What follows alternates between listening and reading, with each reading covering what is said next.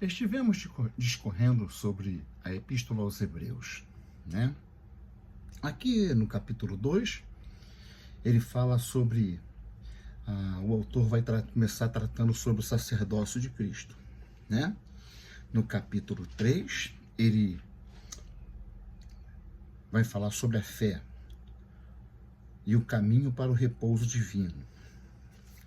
E assim ele vai dividindo em partes esse livro.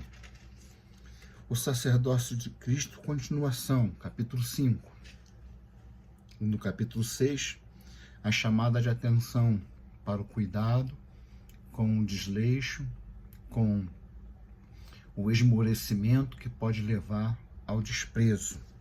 Capítulo 6. No capítulo 7, sacerdócio de Cristo, continuação, né? Vamos lá para o capítulo 8. No capítulo 8 estivemos falando a respeito do expulso, a superioridade do culto do santuário e da mediação do Messias sacerdote, né? No capítulo 9, ele vai falar sobre a entrada no santuário da fé, né? O Messias sela a nova aliança com seu sangue. Capítulo 10, o sacerdócio de Cristo final. No capítulo 11, nós tivemos revendo a questão da fé, né? Que ela é plantada por Deus nos eleitos como uma pequena coisa, mas não é o tamanho que importa, é o seu potencial. Daí a comparação com a semente da mostarda, né? E agora nós vamos ao capítulo 12, é onde vamos estar encerrando este trabalho na Epístola aos Hebreus. E vamos estar fazendo uma comparação, porque além dos estudos da teologia que o autor esboça para os hebreus convertidos, inclusive sacerdotes e escribas, fariseus, toda a casta superior daqueles grupos que foram os perseguidores e os executores da sentença injusta do Mashiach, do Senhor Jesus. Muitos se converteram depois, porque depois da ressurreição cumpriu-se a profecia que tinha na festa de Pentecostes, né? A festa das cabanas, a sua promessa, né? A vinda do Espírito para a coletividade fiel, para o chamado remanescente. Então eles ali reunidos no cenáculo, o Espírito é derramado sobre eles, né?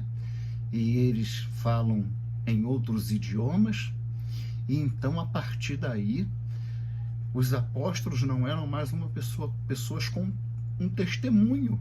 Eles eram pessoas que, além do testemunho verbal, além do testemunho oral, eles traziam também a unção prometida pelo Senhor, o poder sobre a morte, o poder sobre espíritos malignos, sobre as enfermidades. Aqui no 12, ele vai terminar, desculpem, eu estou com bastante acometido de uma rinite, além de estar muito cansado e com muito sono. Eu estou passando mal de novo a madrugada toda. Eu estou sofrendo de dores horríveis, não estou conseguindo dormir deitado. Vou ter que voltar aos exames de novo, voltar ao médico, porque eu operei o ombro por causa disso. Mas vamos lá, vamos trabalhar. Então, ele vai fazer aqui uma advertência no capítulo 12, né? E usar um exemplo que, aliás, ele vai, através desse texto do capítulo 12, vai dialogar com outros textos, né? Ele está falando com os da própria cultura, então ele não precisa ser tão explícito. Nós é que precisamos olhar e entender que ele está evocando exemplos para advertir, reforçar a sua advertência final. E ele diz assim, no capítulo 12: portanto, também nós, com tal nuvem de testemunhas ao nosso redor, rejeitando todo o fardo e pecado que nos envolve, corramos com perseverança para a certame que nos é proposto, com os olhos fixos naquele que é o iniciador e o consumador da fé, Yeshua, que em vez da alegria que lhe foi proposta, sofreu a cruz, desprezando a vergonha, e se assentou à direita do trono de Deus. Considerai, pois, aquele que suportou tal contradição por parte dos pecadores, para não vos deixardes fadigar pelo desânimo. Vós ainda não resististes até o sangue em vosso combate contra o pecado.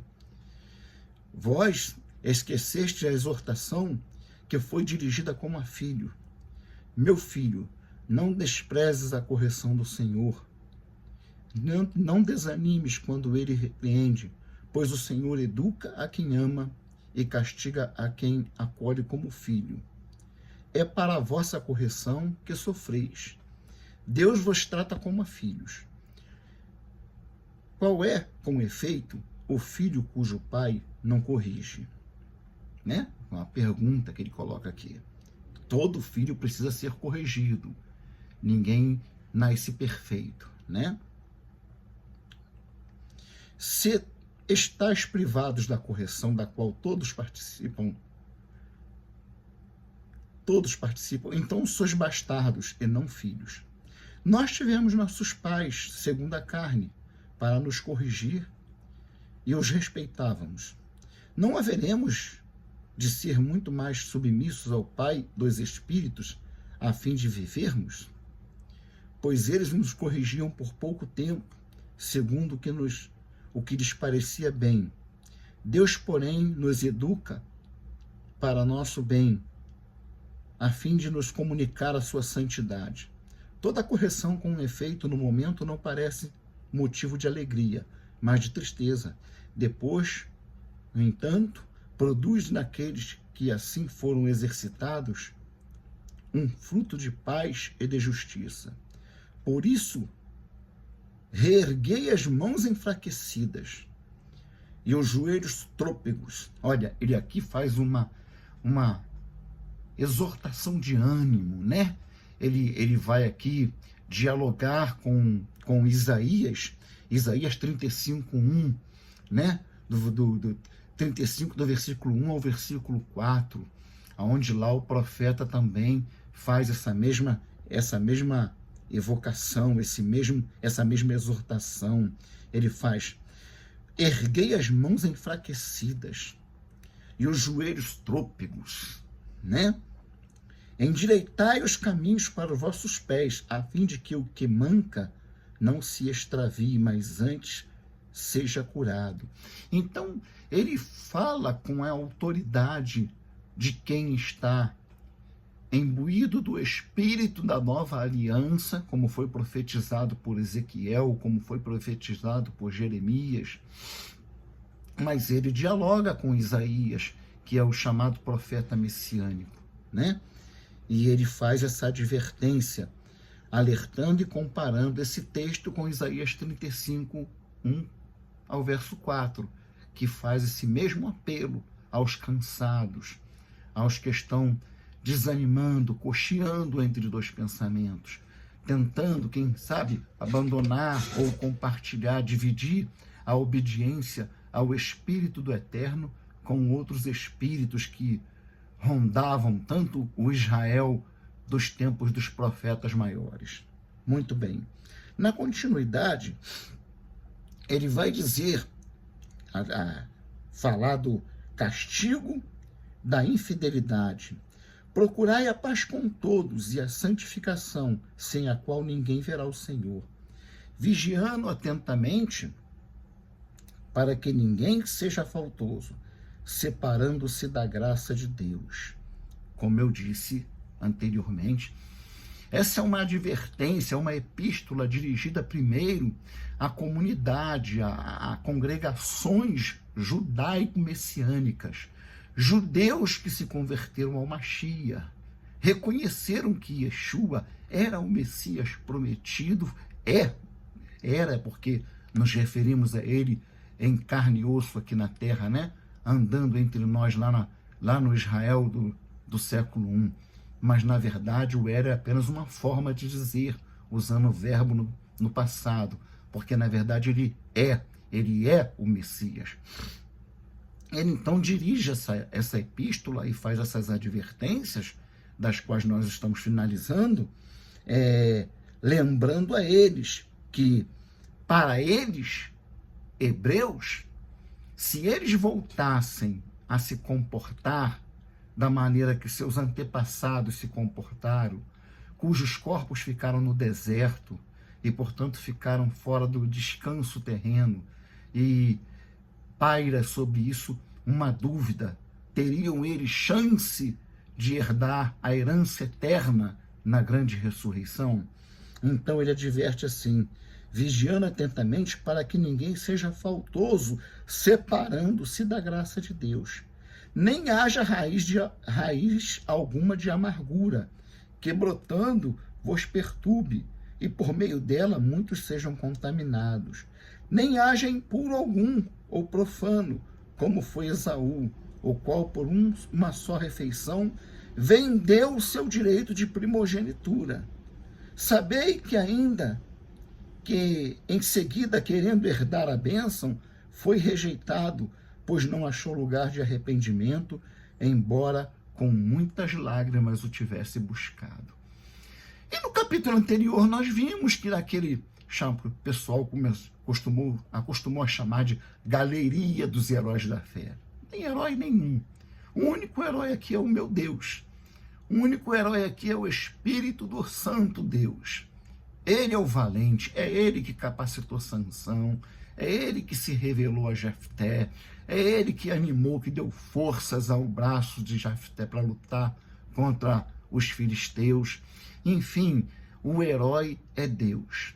E aqui nós encontramos algumas relações com o passado também, né?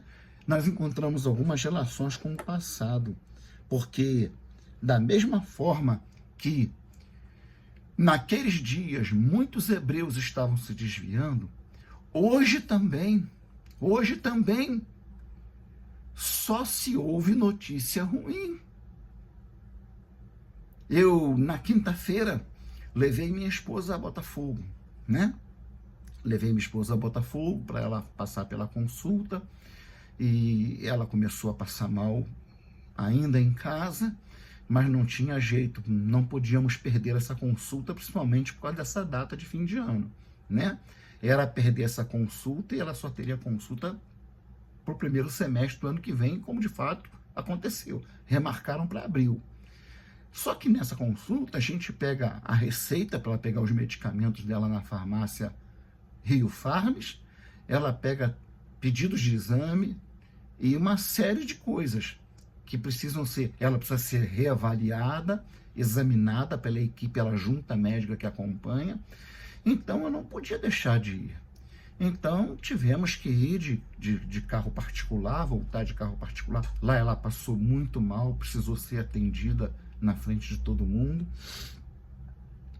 E eu digo isso porque no final, quando nós estávamos lá no portão, na guarita, esperando o carro que ia nos trazer para casa, um dos seguranças veio conversar com a gente. Ali, no encontro dialogávamos, nos identificamos como servos do Senhor Jesus, do Senhor Yeshua. Ele ainda ligado a uma igreja, mas falou: rapaz, a coisa está muito feia, a coisa, mau testemunho, desânimo, líderes escandalizando, e eu tô cuidando com muita dificuldade de 24 irmãos. Ontem nós fomos à festa da filha da minha sobrinha neta, né?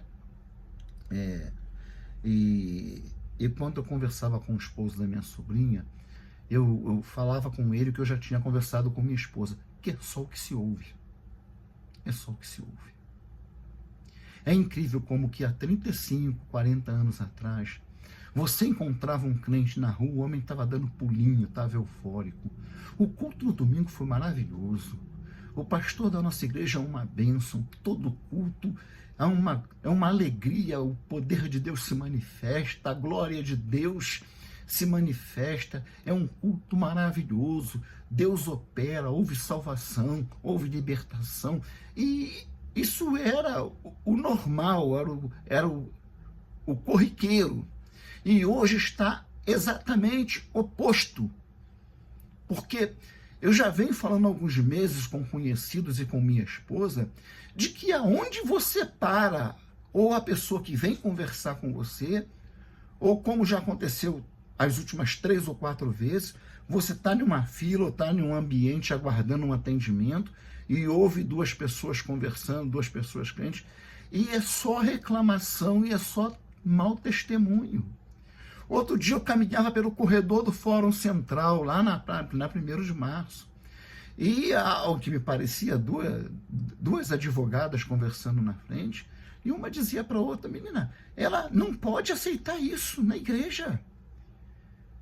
A mulher é secretária, tesoureira, e teve relações com o marido dela, como é que pode? O pessoal está todo esperando essa semana para ver o que ela vai falar. E eu ficava ouvindo aquilo e falei: meu Deus, o que está acontecendo? Né? E aqui, na Epístola aos Hebreus, o autor, ele faz essa advertência e lembra do comportamento de Esaú, né? Mas nós temos outros exemplos de pessoas que, não obstante muito religiosas, muito empolgadas com o cargo que ocupavam, não entenderam a sua posição espiritual, né? O primeiro caso é o caso dos filhos de Arão, Nadab e Abiú, Levítico 10, né? Nós vamos dar uma rápida olhadinha lá. Eu só pretendo comentar, não ler todas as passagens, porque ficaria muito cansativo e não seria producente, né? No capítulo 10, né? Nós temos aqui regulamentação complementar, a gravidade da irregularidade de Nadab e Abiú. Os filhos de Arão, Nadab e Abiú, tomaram cada um o seu incensário. Aqui traz incensório. Puseram nele fogo sobre o qual colocaram incenso e apresentaram perante o Eterno um fogo estranho, o que não lhes havia sido determinado. Saiu de diante de Yahvé uma chama que devorou e pereceram na presença do Eterno. Disse então Moisés a Arão: foi isso que o Eterno declarou quando disse: aqueles que se aproximam de mim mostro a minha santidade, e diante de todo o povo mostro a minha glória. Arão permaneceu calado. Arão permaneceu calado. O que nós podemos inferir da questão de Nadab e Abiú? Nadab e Abiú, se você for ler o texto, eles embriagavam-se, enchiam a cara com vinho e, provavelmente bêbados, usaram um incenso não indicado por Deus na lei, que se você for ler no Êxodo e no Deuteronômio, ou no Levítico, você vai ver que Deus escolhe o incenso aromático, a fórmula de perfume, tudo aquilo em Israel era específico para o uso para Deus, para o uso no tabernáculo. Os sacerdotes e os sumos sacerdotes, e só eles poderiam usar. Nenhuma outra pessoa no arraial de Israel, na grande Querilá, teria o direito de usar aquele incenso aromático e os perfumes, as fórmulas líquidas que eram usadas também para perfumar o ambiente. Por que eu digo isso? Porque lá no verso 8, o Eterno fala a Arão e disse: quando vierdes à tenda da reunião, tu e teus filhos contigo, não bebais vinho. Viu? Não bebais vinho, nem bebida fermentada. Isto é para que não morrais. É uma lei perpétua para todos os vossos descendentes. E isso sempre que tiverdes de separar o sagrado e o profano, o impuro e o puro.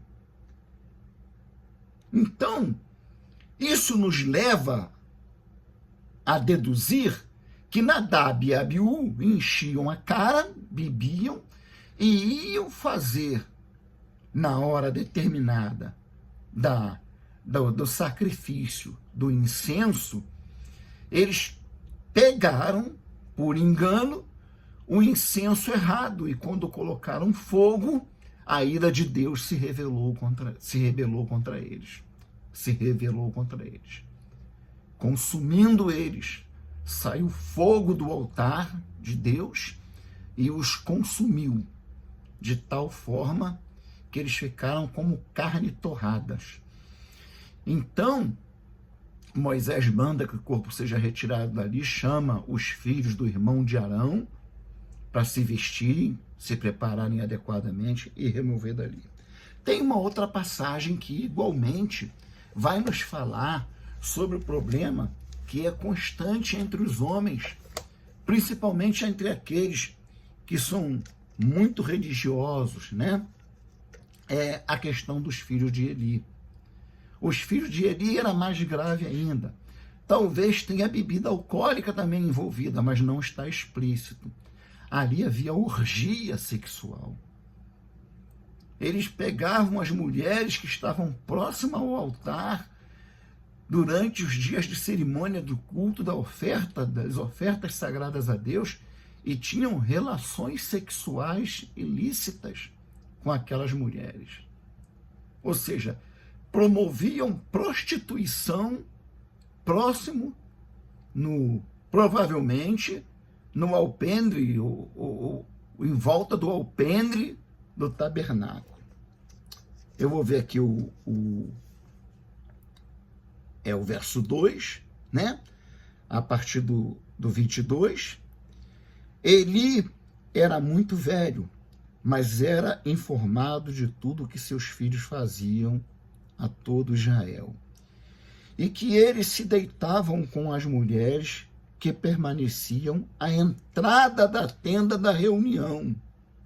Ele dizia: por que fazeis tais coisas? Coisas más de que ouço falar por todo o povo. Não, meus filhos, não é boa fama que eu ouço o povo de Deus espalhar. Se um homem comete uma falta contra outro homem, Deus o julgará. Mas se pecar contra o Eterno, quem intercederá por ele? Mas não escutaram a voz de seu pai. É que aprovera ao Eterno tirar-lhes a vida. Entretanto, o jovem Samuel ia crescendo em estatura e beleza diante do Senhor e diante dos homens. Muito bem, lendo esse contexto, nós podemos perceber duas coisas. Eli era um pai fraco, um pai frouxo, um pai covarde, um pai que não tinha pulso, largado, ficava sentado lá só pegando a carne do sacrifício, comendo, pegando o vinho, bebendo, e engordou a tal ponto que mal conseguia se levantar da cadeira. Não tinha punho para lidar com seus filhos, não tinha voz ativa. Ele era o sumo sacerdote, ele tinha o dever, inclusive, de evocar a lei de Deus para a pena de morte contra os seus próprios filhos, o que devia ter feito. Então, nós vamos ver que Deus, olhando isso, Deus falou: tá bom, eu vou dar uma lição a todo Israel e vou mostrar a Israel como que eu trato. Chegou para Eli e enviou um profeta falando: olha, ainda no Egito eu escolhi a tua casa como sacerdote perpétuo, como família sacerdotal perpétua aqui. Mas diante da tua postura, vendo o que teus filhos fazem, eu estou riscando você. Eu estou cortando a tua mão. O que quer dizer isso? É cortar a mão. A mão é o que nós temos para trabalhar, para ofertar a Deus, para realizar a obra de Deus. A mão simboliza isso. Então, os filhos de Eli são mortos, né? Eles vão... Deixa eu ver aqui o texto que eu separei. 22, 2 a 22, né? E o homem de Deus veio a Eli e falou com Eli: eu escolhi dentre todas as tribos de Israel para tornar-se meu sacerdote, para subir ao meu altar, para fazer queimar o incenso, para fazer o éfode perante mim. Eu concedi à casa de teu pai todas as refeições consumidas pelos israelitas. Agora presta atenção aqui. Por que pisais meu sacrifício e minha oferenda que ordenei para a habitação? Honras os teus filhos mais do que a mim, engordando-vos com todas as oferendas de Israel, meu povo. Por isso é o que o oráculo do Eterno, Deus de Israel, e disse: a tua casa e a casa de teu pai andariam na minha presença para sempre. Mas agora, assim diz o Senhor, longe de mim tal coisa, porque eu honro aqueles que me honram, e os que me desprezam serão desconsiderados. Então, foi dada a sentença. A família de Eli foi banida, né? Ofni e Finéias vão ser mortos porque estão fazendo, tal como o autor de Hebreus cita lá, quando ele diz em Hebreus 10, 29, ai daquele que pisar o sacrifício do sangue que não tem perdão. Não há perdão. Dessa vez, a profanação é definitiva. Não resta esperança para aqueles que tratarem o sacrifício do Calvário de forma leviana, pisando o Cordeiro de Deus e o seu sangue, que é o Espírito Eterno.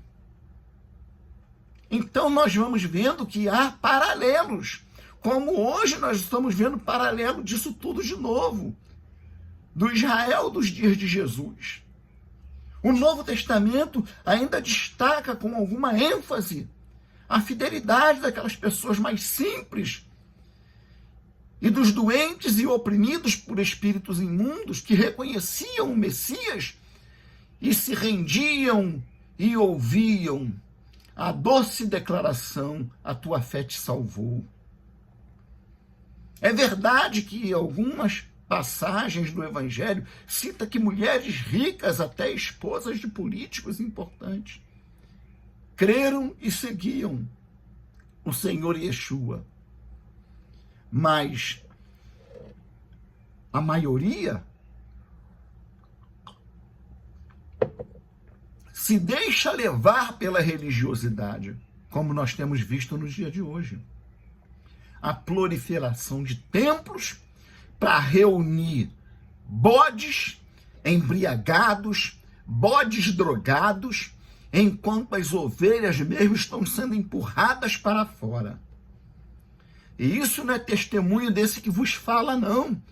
Isso é testemunho de toda parte do país e de todas as partes do Brasil. Só se ouve queixa, só se ouve lamento, só se ouve pessoas lastimando-se pelo Estado da chamada instituição igreja. Depois, e vou fazer desse o meu último exemplo, temos a questão de Saul, do rei Saul. o primeiro rei escolhido por Deus, quando o povo, possuído pelo espírito de rebelião, disse que estava, vamos usar aqui uma palavra contemporânea, de saco cheio da ministração de Samuel. E que todas as nações tinham seus reis com suas coroas, com suas capas, adornada de joias preciosas, em tronos suntuosos. Nós também queremos um rei assim. Isso entristeceu muito o coração de Samuel. E Samuel foi falar com Deus, e Deus disse: não te entristeça. Você não está entendendo direito. Não é a você que eles estão rejeitando, mas a mim. Faz como o povo diz. Escolhe um rei, pega o rei que eu vou te mostrar e coroa ele. E assim surge o primeiro rei da dinastia da realeza de Israel, que é o rei Saul, e que reinou por muito tempo, errando, cambaleando, mas reinou por mais de 40 anos. Mas o seu fim vai mostrar, como aliás eu sempre advirto, que o fim de uma causa, de uma obra, vai mostrar se o início dela foi do coração de Deus, ou se Deus simplesmente permitiu que isso acontecesse e fez uso disso por décadas, por séculos e séculos e séculos, mas que no fundo, isso nunca fez parte do plano eterno dele. E o fim vai mostrar, como está acontecendo agora com a instituição chamada as igrejas, que querem chamar a igreja como se houvesse uma unidade nominal, uma unidade denominacional, uma unidade espiritual, o que não é verdade, o que não é realidade, só não enxerga quem não quer ver. Então, aqui em Samuel,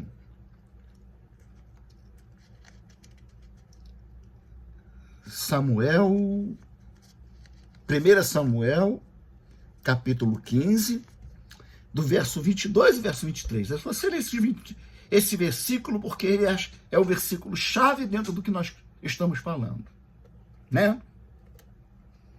Samuel chega para Saul e diz: mas Samuel replicou: o Eterno se compraz em holocaustos e sacrifícios, como com obediência à palavra de Deus? Sim, a obediência é melhor do que o sacrifício, a docilidade mais do que a gordura dos carneiros. Pecado de adivinhação, eis o que é a rebelião, um crime dos terafins. Eis o que é a presunção, porque rejeitaste a palavra de Deus, ele te rejeitou. Não és mais rei. E aí o resto nós temos conhecimento, que todos conhecem essa passagem de Saul. Aí Saul vai ficar enciumado de Davi. Davi ainda vai ter a ajuda de Samuel, mas daqui a pouco Samuel vai falecer. E Saul vai instituir uma perseguição nacional contra Davi. Aí Deus vai enviar um espírito atormentador para Saul. E Saul só vai ter paz quando Davi toca o instrumento de música para Saul. Bom, nós conhecemos, né? Então vamos voltar a Hebreus e finalizar a nossa reflexão. Lembrando que nós estamos fazendo essa reflexão para terminarmos, encerrarmos a epístola, o estudo da epístola aos Hebreus, que é um estudo que não deixa de ser uma mensagem. Então ele vai dizer aqui: cuidado para que não sejais contaminados, nem haja impuro algum, ou profano como foi Esaú, ou qual por uma só refeição vendeu o seu direito de primogenitura. Irmãos, isso é muito importante nós colocarmos ênfase, porque não é o que nós temos visto hoje em dia. Tem gente que está recebendo o chamado de Deus, recebe o chamado de Deus, mas daqui a pouco as ofertas do mundo, a luxúria, a ambição, a ganância pelo dinheiro, o dinheiro fácil, o dinheiro em quantidades vultuosas, domina a mente e o coração da liderança que está aceitando as sugestões dos espíritos malignos para fazerem as coisas de forma contrária à vontade de Deus.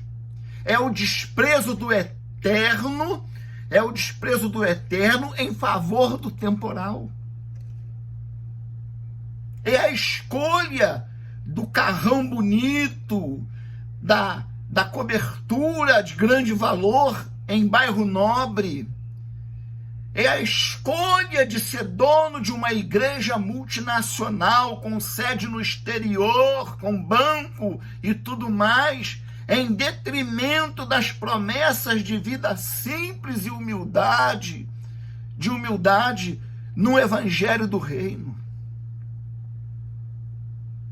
Esaú, ele tinha direito a grandes bênçãos, apesar de não ter sido escolhido para receber a bênção da primogenitura. Ele não tinha sido escolhido. Deus já houvera conversado com Rebeca e disse: olha, tem 2 filhos no teu ventre, e são 2 nações, elas combatem uma contra a outra, e se enfrentarão na sua jornada terrena, mas o maior servirá ao menor. Eu escolhi o segundo. E Isaac, na sua carnalidade, preferindo seguir a tradição e não olhando com os olhos espirituais, ao invés de entender o plano de Deus, queria a todo custo dar a bênção da primogenitura a Esaú. Mulher espiritual, Rebeca, mulher de Deus, tinha falado com Deus, tinha ouvido de Deus a verdade, o plano de Deus, e sabia qual era a vontade de Deus. Teve que criar uma situação um tanto quanto embaraçosa para que o povo todo no futuro não tivesse problemas sérios.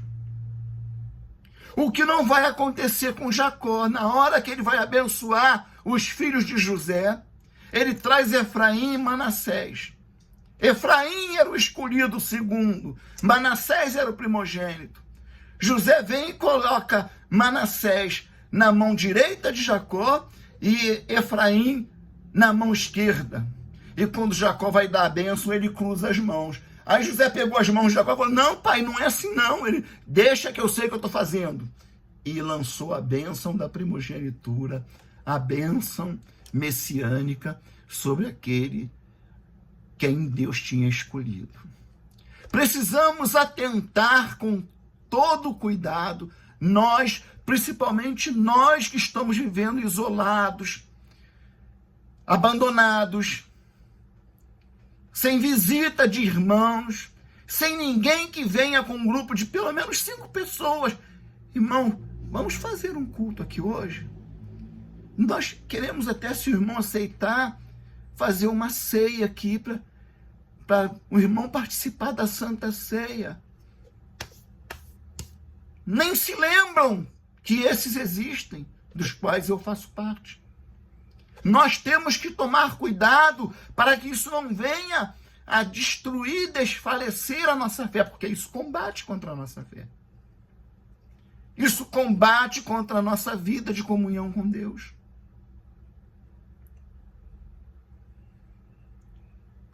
E eu sempre converso com essas pessoas, eu falo: olha, tu pode até sobreviver sem igreja. Você só não sobrevive sem comunhão com Deus.